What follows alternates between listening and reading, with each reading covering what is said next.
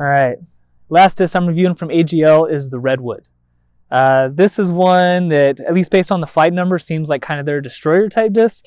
Also Alpine plastic, bright yellow, not glow, I don't think, so it doesn't have that extra stability.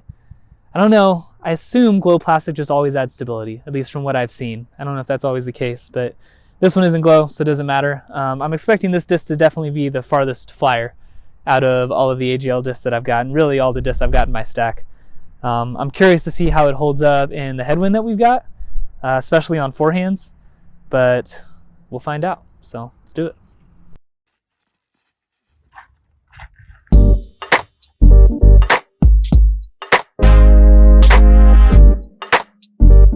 All right, we're on to the last disc with AGL, which is the Redwood. It's got the destroyer-like numbers. For my first couple throws, I think it's a little bit flippier, but I'm going to try to hit it with just a little bit of hyzer, and hopefully we kind of get that destroyer flight with a little bit of turn and then a hard fade at the end.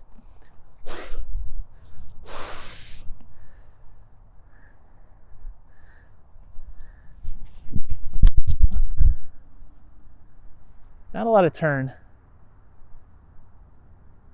It is really, really cold, and so I don't think I'm really throwing this disc as hard as I can. My fingers hurt after every one, but that was still a nice flight. Definitely respectively overstable.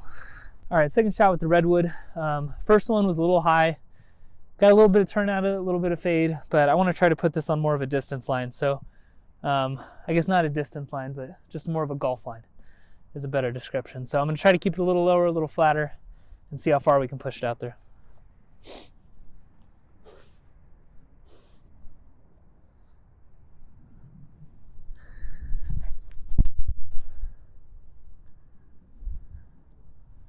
No turn.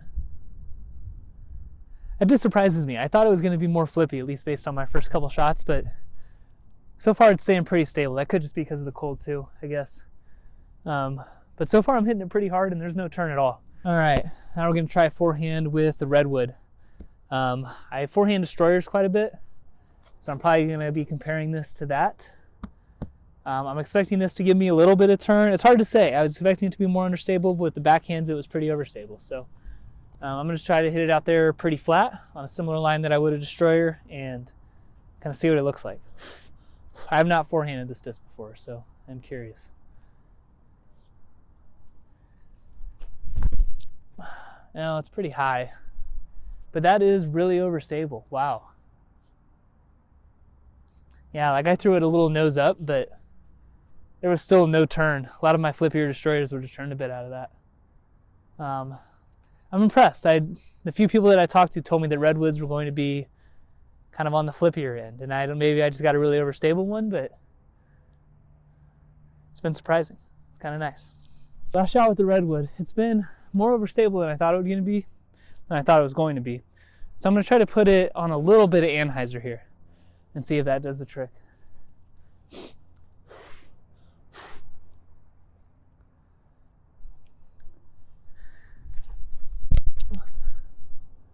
Fight out of it. Fight out of it. Oh yeah. Whoo. That's pretty far. All right, final thoughts on the Redwood.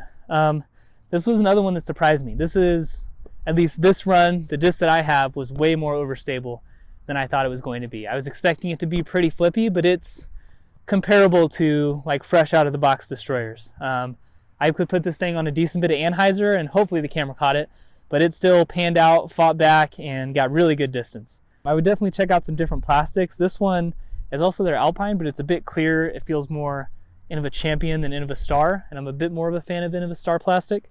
So I would like to check some of those out because I know the cedar I have is a bit more like Star.